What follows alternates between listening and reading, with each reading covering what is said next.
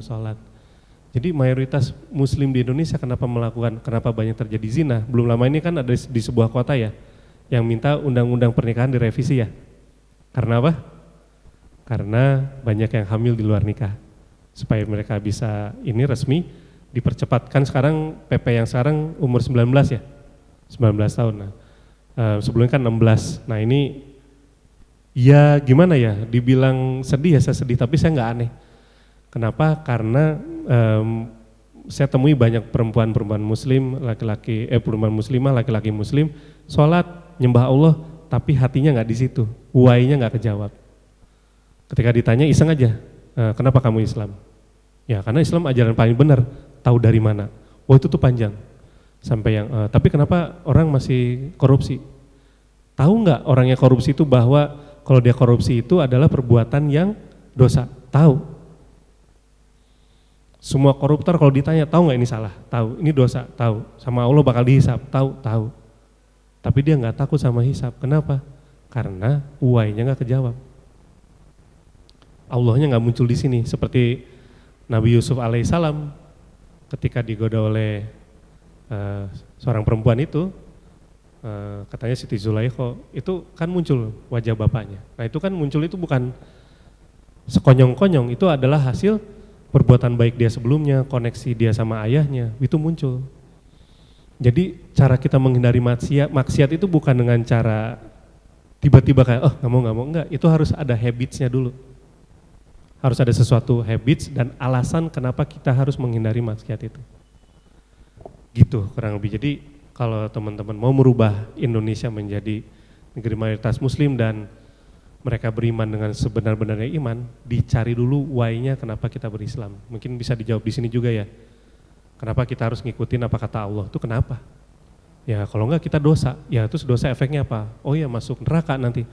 Oh ya tahu neraka kayak apa, tahu gini. Tapi kalau masih dosa, ya berarti dia nggak yakin sama neraka. Dia tahu bahwa ini mah nggak akan dihitung, ini mah nggak apa-apalah.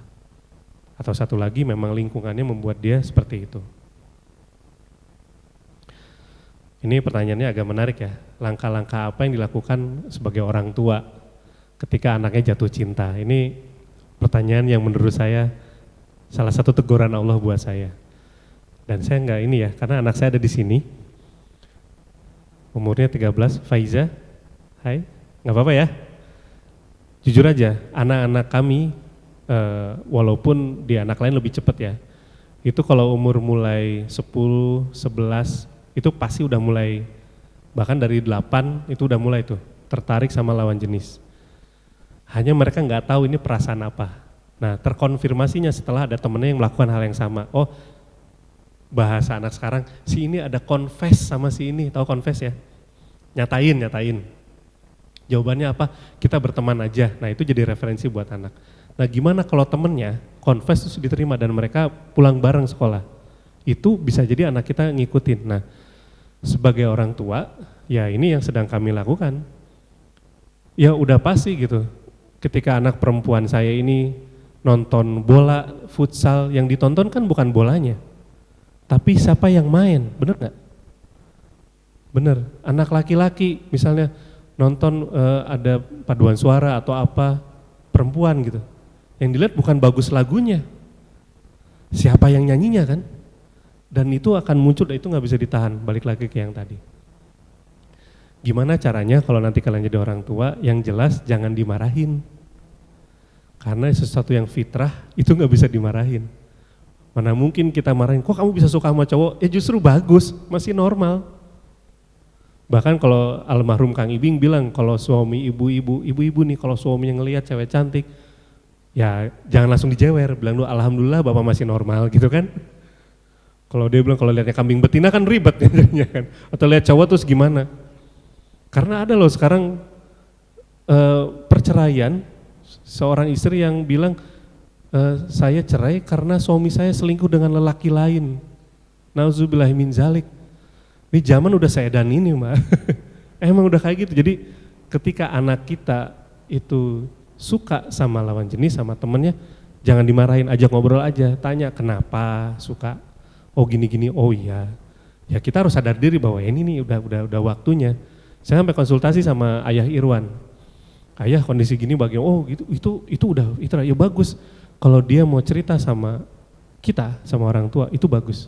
Apresiasi, ajak makan, tanya-tanya gimana-gimana, terus ya udah, ajak ngobrol aja, tanya nih gimana. Toh ternyata juga kalau ditanya emang kalau suka terus mau ngapain, enggak temenan aja, kan akhirnya gitu.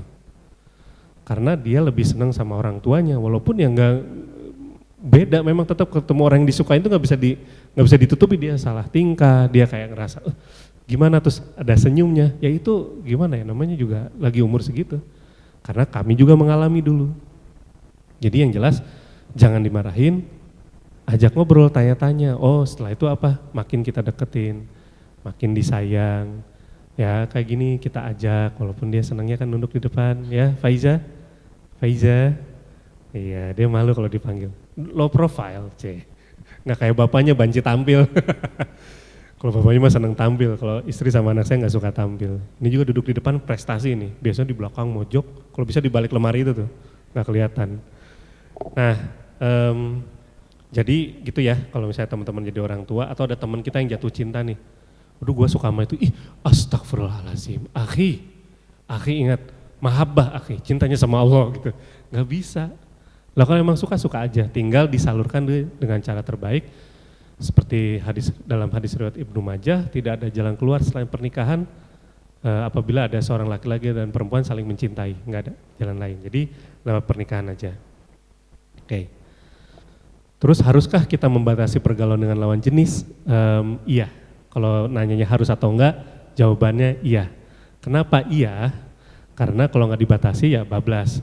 Cuman pembatasan gimana? Nah ini paling kalau dalam konteks komunitas, japriannya hanya sebatas komunitas saja. Jadi misalnya ini udah sampai mana bro? Ini ustadznya udah sampai misalnya. Atau soal konsumsi, mbak konsumsi udah beres belum? Nah itu boleh.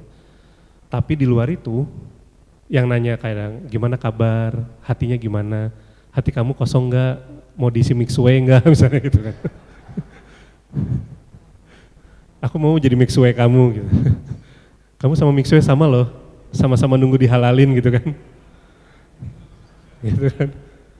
Aduh nyebut merek nggak apa-apa ya. Soalnya semoga cepat halal deh ya. Soalnya saya tuh udah sempet nyobain soalnya dan enak. Kacau banget, ini nunggu halal deh, udah halal gue mau beli lagi deh. Nah itu jadi ya kalau nggak dibatasin bahaya. Kenapa? Ini sering terjadi di komunitas dakwah ketika dia suka sama yang lain, terus melakukan itu, japri-japrian, ketemuan berdua, ketika nggak nyampe nikah, nggak nyampe ta'aruf, mereka kecewa dan salah satu pasti hilang, bahkan dua-duanya hilang. Bahkan efeknya bisa lebih bahaya lagi, bisa salah satu itu melakukan hal yang nggak masuk di akal. Kalau cintanya nggak sampai, itu bisa, mohon maaf ya, bunuh diri bisa, minimal ada usaha ke sana. Atau ya dia udah nggak mau dakwah lagi deh, mundur, akhirnya mengasingkan diri tanpa ada yang mengawasi. Padahal kan di lingkungan dakwah ada circle yang bagus. Jadi ya memang gimana ya kalau ngomongin jatuh cinta sama orang atau gimana apa ya, membatasi lawan jenis, memang kalau membatasi banget susah karena komunitas ini dibangun juga ada akhwatnya juga kan ya. Di Karib ada akhwat kan? Ada ya, kan nggak mungkin ikhwan semua gitu. Jadi kayak STM gitu, sekolah tanpa mojang gitu kan jadi. Misalnya Karib itu gak ada ini, pasti harus ada akhwatnya karena dakwahnya ke akhwat juga, ikhwannya harus ada dakwah ke ikhwan. Kenapa kayak gitu ya? Memang udah naturalnya seperti itu. Nah, tinggal dibuat rule saja bahwa kalaupun harus japrian itu sesuatu yang urgent, satu. Kedua, untuk kebutuhan komunitas. Ketiga, memang hanya orang ini yang bisa kita hubungi. Itu ya makanya urgent. Nah, jadi di luar itu nggak usah japrian, nanya kabarnya apa gimana, nggak usah. Jadi kalau perempuan sama perempuan lagi, laki-laki sama laki-laki lagi gitu. Jadi memang pergaulan itu harus dibatasi. Nah gimana kalau udah terlanjur, misalnya udah terlanjur tidak terbatas gimana? Terjadi nggak? Di tempat kami kerap terjadi, walaupun udah dibilang pokoknya kalau suka sama ini tolong ya, jangan begini, jangan begitu, tetap aja kejadian. Jadi gimana pun sebagai manusia dewasa, kita nggak bisa menghalangi seseorang untuk bertindak. Yaitu dia, kalau why-nya udah selesai sama Allah, sama Islam, sama Rasulullah SAW, insya Allah dia nggak akan melakukan itu. Tapi kalau belum selesai, walaupun dia jago ngaji, jadi jago ngaji sama urusan cinta itu bisa terpisah. Karena sistem kehidupan kita yang sekarang itu memisahkan antara sholat, ngaji, sama jatuh cinta. Dipisah, bener nggak? Ngaji mah ngaji, ya ngedate mah ngedate aja. Beneran, terjadi gitu. Banyak yang suka sama seseorang yang dia lihat alim, begitu dekat, ya begitu. Pegangan tangan, berduaan, dan lain-lain. Dia harap bahwa oh ini kan dia pinter ngaji, berarti nggak apa-apa dong, ternyata nggak gitu. Nggak semudah itu ya. Dia pinter ngaji ya tetap harus dikalibrasi lagi seperti apa dia. Nanti saya tutup dengan kalibrasi secara arti ya. Dia kalau udah terlanjur, misalnya udah terlalu jalan, terlalu apa, yang nggak usah. Misalnya nih, ternyata saya melakukan metode konvensional syariah atau pacaran syariah. Gimana Kang? Oh ya, bismillahirrahmanirrahim. Nggak usah putus, saya bilang. Tapi switch ke metode ta'aruf. Karena nyari calon lagi mungkin susah. Mungkin kamu udah terkoneksi sama dia. Mungkin kamu udah ngerasa cocok sama dia. Mungkin kamu udah ngerasa kayaknya he is the one, she is the one. Mungkin tinggal switch ke ta'aruf, pakai pendamping, dikawal sampai lamaran, sampai akad nikah. Udah selesai. Jadi kalau terlanjur, lanjutin aja dengan metode ta'aruf. Kalau misalnya nggak mau, ya udah berarti putus. Ya udah cari yang lain untuk berta'aruf dan menikah. Oke, terus bagaimana ya kita yakin pasangan, dating apps. Di sini ada, pertanyaannya saya balik ya. Di sini ada yang belum pernah pakai dating apps, siapa? Yang belum pernah ya? Belum pernah, 1, 2, 3, yang gak ngacung berarti pernah ya? Anak saya ngacung, alhamdulillah. Oke, belum pernah ya? Oke, dating apps kalau misalnya ngomong haram atau halal, memang kecenderungan pasti ke arah tahu ya. Dianggapnya nggak bagus, kenapa? Karena memang rules di situ membolehkan kita bertemu berdua dan lain-lain. Tapi sebetulnya kalau di ilmu NLP itu dibilangnya netral. Karena memang ada orang yang berhasil ketemu jodoh di situ. Tapi memang kalau mau aman, ta'aruf apps itu udah banyak. Salah satunya yang kerja sama kami di Ta'aruf Online Indonesia. Terus gimana Kang, ada nggak? Ada, insya Allah dari aplikasi itu setahun tuh banyak yang nikah kok. Hampir setiap bulan ada aja berita yang menikah lewat apps itu. Namanya Ta'aruf Online Indonesia. Nah, ada juga sahabat kami yang insya Allah nikah bulan ini lewat aplikasi itu yang sama perempuannya nggak kenal sama sekali. Tapi apa? Ditemenin. Ada dari tim Ta'aruf Online-nya, ada juga dari tim kami mengawal sampai kemarin lamaran dan insya Allah bulan ini menikah. Mudah-mudahan lancar. Jadi sebetulnya dating apps atau apapun apps itu sifatnya netral kalau dari sisi neuro NLP ya. Atau kita pemaknaan bahwa ini netral. Semua orang bisa pakai sebetulnya kalau tujuannya baik, ketemu terus misalnya Fitri nih buka dating apps, ketemu Bro Ahmad misalnya ya, nih gimana gitu lihat fotonya. Terus yang ngontak bukan dari Fitrinya tapi dari temennya, misalnya Mbak Ina nih yang ngontak nih ya, set gitu ngontak, udah gitu ketemuan bertiga, itu masih nggak apa-apa. Walaupun dari dating apps, cuman memang kebanyakan dating apps itu penyalahgunaannya tinggi, bener nggak? Dipakai untuk sekadarnya aja, seperlunya aja, sehabis syahwatnya kita aja gitu. Nah itu yang jadi masalah. Jadi kalau ngomong dating apps langsung haram, memang saya nggak bisa memutuskan, bukan ranah saya. Tapi baiknya dihindari kalau itu memang mewadahi kalian untuk melakukan hal-hal yang tadi, jalan berduaan, bisa pegangan tangan, cari tempat sepi, nah itu enggak. Tapi kalau si apps itu, walaupun saya sarankan ke ta'aruf online aja, itu membuat kalian malah jadi tambah dekat sama Allah, tambah ngikut sama apa yang disuruh Rasulullah SAW, dan memang pengen menikah dengan cara yang baik, ya ambil aja appsnya. Jadi jangan anti sama apps, tapi juga harus hati-hati, hindari yang sudah terbukti memang itu tidak baik. Ini unik, gimana kita yakin dari mana sih kalau calon pasangan kita atau pasangan kita tuh satu-satunya, atau nih kalau ketemu calon nih lagi ta'aruf nih. Bahkan kalau saya nanya Mas Adam nih, udah punya istri kan ya, yakin nggak bahkan masuk surga bareng-bareng sama istri? Insya Allah yakin. Taunya dari mana? Itu kan panjang pertanyaan, gini.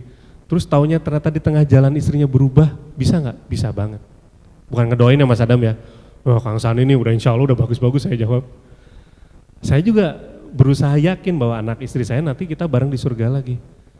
Tapi itu kalau udah nikah brosis.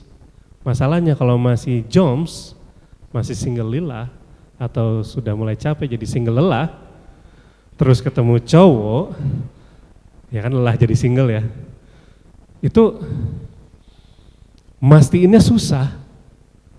Ya gitu kan, para jomblo fisabilillah ini udah saking lelahnya, dia tuh sudah nggak, ya udahlah yang penting nikah aja deh gitu. Udah yang penting udahlah jadi jodoh aja, yang penting udah nggak disebut jomblo lagi, atau nggak ada yang nanya kapan nikah. Padahal kan pertanyaan kapan nikah hanya awal dari segala macam ujian, bener nggak? Karena setelah nikah ada pertanyaan berikutnya kan, kapan punya anak? Udah punya brojol 1, kapan tuh nambah anak kedua? Udah punya 3, 4, sampai anak kita 12, wah Masya Allah 12, baru 1 cadangannya kalau main bola, tambah lagi atau 10 lagi. Pertanyaan kayak gitu tuh nggak akan pernah habis kalau misalnya kita fokus di situ. Dan memang apa ya istilahnya ya, untuk mengetahui seseorang itu jodoh kita yang terbaik atau bukan, itu kita tahunya kalau sudah akad nikah. Jadi saya punya belief gini, kalau misalnya belum nikah, itu kita bisa lihat nih, ini cocok nggak? Oh mungkin cocok, ngobrol nyaman, iya, salah satu indikator. Tapi kira-kira ada nggak teman-teman, ta'aruf udah cocok, udah ngerasa nyaman, bahkan ngobrol udah enak, tapi ternyata nggak nikah, ada nggak? Ada nggak? Ada. Bukan ada lagi, banyak. Ada nggak yang udah khitbah, udah nyaman, tiba-tiba menjelang akad nikah, batal? Ada. Ada nggak yang awalnya nggak suka gitu, yang apa gini, pertemuan kedua, ketiga, keempat, bahkan mau lamaran aja tuh kayak, bener nggak ya, berat nih gue. Nanti kalau dia gini gimana? Ntar kalau kata istri saya, ntar kepala 4 pengen kawin lagi gitu kan gitu.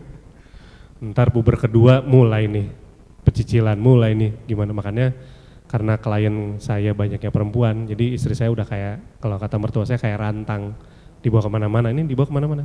Supaya saya nggak macam-macam. Karena dia tahu kelemahan laki-laki adalah salah satunya perempuan. Ya gitu aja Mas Adam ya, bilang sama istri, kawal aku kemana-mana. Istri datang nggak? Ada ya, istrinya Mas Adam yang mana? Boleh? Gak ada yang mau ngaku loh. Masya Allah, yang mana? Oh di bawah, kirain nggak mau. Aduh sedih ya Mas Adam. Oh di bawah ya, husnuzonnya luar biasa. Padahal dia nggak tahu bener nggak ya, coba di WA, mah lagi di mana gitu. Sampai mana tadi? Sampai istri saya. Ya jadi balik lagi ketika kita, apa ya istilahnya, jadi ini sendiri ya. Saya nyontek dulu ya guys, ini kebanyakan bercanda. Ini penyakit nih, kata istri saya suka gitu deh. Oke, ketika kita belum nikah, memang kita kesulitan untuk menentukan dia itu the only one, dia itu jodoh yang tepat atau enggak untuk kita. Tapi teman-teman saya punya keyakinan gini, Allah nggak pernah salah memasangkan kita. Karena tadi surat kan dibaca ya Arum 21 ya, ada kan azwaja litaskunu ilaiha, jadi memasangkan kita untuk ketenangan. Jadi siapapun nanti yang jadi pasangan kalian, itulah jodoh terbaik menurut Allah. Oke, mungkin kalian nanya gini, jadi kalau misalnya kayak gitu kan, bagaimana ceritanya orang yang nikah terus cerai? Nah, itulah perlunya ilmu rumah tangga. Karena itu jodoh terbaik menurut Allah, yang dimana kita punya keinginan yang beda dengan kebutuhan menurut Allah. Nah itu panjang ceritanya. Jadi tahu ini jodoh terbaik, tahu ini adalah jodoh yang tepat adalah ketika kalian akad nikah. Even kalian jungkir balik sama dia dekat, dikejar ke ujung dunia, kalau nggak sampai akad nikah, menurut Allah ini bukan sesuai kebutuhanmu, ini bukan yang terbaik untukmu, ini bukan yang tepat untukmu. Gitu ya, jadi kalau ada yang nanya, Kang tahu dari mana dia jodoh saya atau bukan? Insya Allah bismillah ketika akad nikah itulah jodoh kalian. Udah sah-sah gitu ya. Oke, ada yang bilang bahwa ta'aruf itu pacaran syariah. Awalnya saya mengiyakan aja, misalnya iya mirip pacaran tapi syariah, bedanya apa syar'i? Bedanya ada yang nemenin dan kalian boleh tanya jawab sebagaimana kalau kalian misalnya pacaran itu tanya jawab.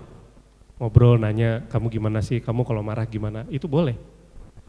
Bedanya ada yang nemenin dan di jarak dipakai timeline juga disusun pertanyaannya. Kalau ketemu ini bahasnya apa? Konsep dulu kah atau hal-hal yang kulit dulu, konsep baru nanti yang lebih dalam. Nah itu diatur. Kalau pacaran kan enggak. Yang dibahas bisa itu-itu aja, yang dibahas bisa bola tadi malam, yang dibahas bisa kerjaan di kantor, yang dibahas bisa udah makan atau belum, bener nggak? Ya modus-modus kayak tengah malam tiba-tiba sayang jangan lupa tahajud, ya nggak? Itu bagus nggak? Kelihatannya bagus. Padahal yang cowok lagi nonton Piala Dunia kemarin kan. Jadi dia biar kelihatan keren. Gitu dia posting atau dia ini Masya Allah calon gue lagi tahajud misalnya. Di foto lagi tempat sujudnya, seret, Masya Allah, tabarakallah, demi akad yang berkah. Atau makanya memang gimana ya, dalam ta'aruf itu yang gitu-gitu jadi nggak perlu, kayak pertanyaan Fitri harus nanya nggak cowoknya udah makan. Seolah-olah si calonnya Fitri ini kalau nggak ditanya makan dia meninggal gitu. Innalillahi calonnya Fitri meninggal, kenapa? Abis Fitri lupa nanya makan, dia nggak makan-makan. Dia lupa nggak makan 4 hari gitu, nggak ada, pernah nggak? Ada nggak yang pernah di sini sama Ayang ditanya nggak apa dia nggak sholat, kenapa Mas Arif nggak sholat, Mas Arifin nggak sholat, abis kamu nggak nanya sih aku udah sholat apa belum, pernah nggak ada. Nah makanya memang baiknya walaupun itu disebut pacaran syariah ya untuk awal bolehlah disebut gitu, tapi tentu metodenya berbeda. Ya ada timelinenya. Nah jadi gini, nyambung dari pacaran syariah tadi ke metode ta'aruf, karena ini ada unik ya, jadi ada yang cowok sama cewek itu sudah dekat, ya istilahnya dia pacaran enggak katanya, tapi dari Ronaldo main di MU katanya, sampai balik di MU lagi, sampai di Al Nassr sekarang, itu nggak nikah-nikah gitu, bertahun-tahun gitu. Bahkan temennya tuh udah punya anak 3 tapi dia lu masih sama dia, men ini kejadian, nggak tahu ya teman kita masih nggak, mungkin masih, dari kami, ya kami dulu karena nggak tahu ta'aruf ya, dari kami belum nikah, sampai kami nikah, sampai anak kami udah umur segini, nggak tahu ya berapa tahun yang lalu kita ketemu masih. Karena memang nggak ada timeline kayak ta'aruf, kalau ta'aruf ada timelinenya. Nah sekarang bagaimana cara mengkalibrasi sebuah asmara sebagai penutup ya teman-teman. Tapi nanya dulu, tahu nggak kalibrasi apa? Fit, apa kalibrasi Fit? Wah gak kedengeran ya, tapi ya udah, itu betul Fit. Fitri tuh pinter, senang baca buku, jadi teman-teman nanti di kita di Terang Learning, di Dunia Terang Jakarta ada kegiatan namanya light reading ya, jadi baca buku, salah satunya buku 5 Love Language, jadi love language, bahasa cinta, jadi Fitri udah ngerti bahasa cinta, walaupun dia belum menemukan cinta sejatinya gitu, tapi minimal belajar dulu cinta ya Fit ya, amin, amin, ya udah, makasih ya Fit. Jadi kalibrasi itu adalah suatu kegiatan yang dimana kita mengukur suatu alat apakah ini masih sesuai standar atau enggak, gitu ya. Jadi kalibrasi itu mengukur, jadi contoh misalnya alat kesehatan, misalnya alat kesehatan apapun ya, tabung oksigen atau alat ini alat monitor kesehatan, nah itu tuh dari yang baru datang, alatnya baru jadi, alat yang masih beroperasi sampai alat yang sudah lama ini terus diperbaiki, diservis. Nah itu dikalibrasi lagi tuh alat-alat sesuai dengan standar nasional enggak, sesuai dengan standar internasional enggak. Nah jadi manfaatnya adalah supaya alat ini itu layak atau enggak untuk dipakai. Manfaatnya itu, dan tujuannya ya kita jadi tahu ini masih layak pakai atau enggak. Nah manfaatnya adalah kita jadi aman memakai alat ini, kita jadi tahu alat ini layak dipertahankan atau enggak, atau dipakai, dan kita tahu alat ini masih bagus atau enggak. Bagaimana dengan cerita cinta terkalibrasi atau asmara terkalibrasi? Cinta itu macam-macam ya.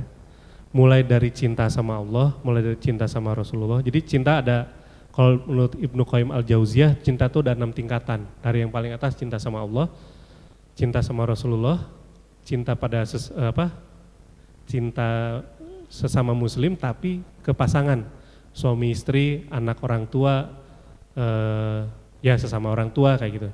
Turun lagi cinta sahabah namanya, itu level bawahnya lagi sahabah itu cinta kita nih. Walaupun saya belum ketemu Mas Adam, saya baru teleponan, baru WA-an gitu, Itu kita sudah ada saling terkoneksi, karena kita sesama muslim, sesama la ilaha illallah, Muhammad Rasulullah. Ada lagi cinta yang bawahnya lagi cinta sesama manusia. Kita sama non muslim harus tetap baik kan ya, karena Rasulullah SAW mencontohkan begitu. Dan di bawah itu yang level rendah dari 6 tingkatan itu cinta terhadap disebutnya pendaya gunaan. Jadi kita suka sama orang itu karena dia berguna buat kita, ngerti nggak? Dia punya duit, kita ditraktir, cinta sama dia. Dia berguna, oh dia bisa motret, kita cinta sama dia. Kalau udah dia nggak berguna, dia ada masalah, kita tinggalin. Itu cinta yang paling rendah, cinta terhadap harta. Pertanyaannya, di pranikah nggak ada cinta berarti? Ketika kalian ta'aruf, ada rasa suka, itu belum cinta. Ketika kalian belum nikah, suka sama lawan jenis, itu bukan cinta, tapi kecenderungan. Karena ada seseorang yang tadi saya bilang sesuai kriteria, tapi belum dikalibrasi. Masalahnya adalah alat ukur kalibrasi orang beda-beda. Cinta orang tuh beda-beda. Ada yang cinta itu karena dikasih uang, ada yang cinta itu karena disayang orang tuanya, ada yang cinta karena dia cantik atau ganteng, ada juga dia cinta karena WA-nya dibales. Oh, dia balas WA saya berarti dia cinta sama saya. Oh, dia mau berkorban untuk saya berarti dia cinta sama saya. Cintanya jadi sangat luas. Tergantung pengalaman apa yang kita lalui, yang kita simpulkan itu cinta.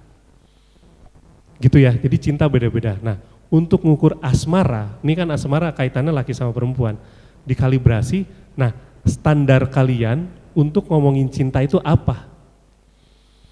Yang menurut kalian cinta laki sama perempuan itu apa? Nah makanya ada orang yang mau ta'aruf, ada yang nggak mau ta'aruf, karena standarnya beda. Jadi dari awal tuh teman-teman harus tahu dulu standar cinta apa.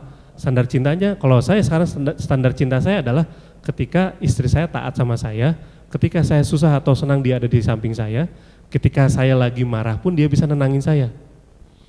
Standar cinta kita kalau di Arum ayat 21 adalah litaskunu ilaiha, ada ketenangan, mawadata warohmah, lewat via wasilahnya adalah mawadata warohmah, kasih dan sayang, jadilah ketenangan. Jadi yang kita anggap cinta itu apa? Nah itu dulu. Kalau kita dikasih bunga itu adalah tanda cinta dan coklat, daripada ngajak ke akad gitu, ya kita akan bergantungnya sama itu gitu. Jadi bukan salah siapa-siapa, salah kitanya kenapa mendefinisikan dan menstandarkan cinta kayak gitu. Di alat kalibrasi kita tuh, jadi gini, untuk membuktikan ini alat masih bagus atau enggak, untuk membuktikan ini air minum enak atau enggak harus kita minum. Ini alat-alat kamera yang ada 3 ini, kan harus dikalibrasi berkali-kali kan, dicek lagi masih bagus enggak, baterainya masih banyak enggak, coba dipakai, oh ini kuat sekian menit, ini kuat 1 jam, harus rutin dikalibrasi. Kalau enggak, rusak. Nah, begitupun ketika kalian memutuskan seseorang untuk kita kasih cinta, kita kasih investasi hidup kita sama dia, tubuh kita semuanya, pastikan dikalibrasi dulu dengan standar yang benar. Nah standar kalian apa? Kalau standarnya surat Arum, mawadata warohmah, ada ketenangan di litaskunu ilaiha atau sakinah. Nah tarik lagi, oke, standar sakinah itu apa? Apa yang membuat pernikahan itu sakinah? Apa yang membuat pernikahan itu ada mawadah, ada rohmah? Gimana caranya dari mawadah naik ke rohmah ke sakinah? Kalian pakai standar apa?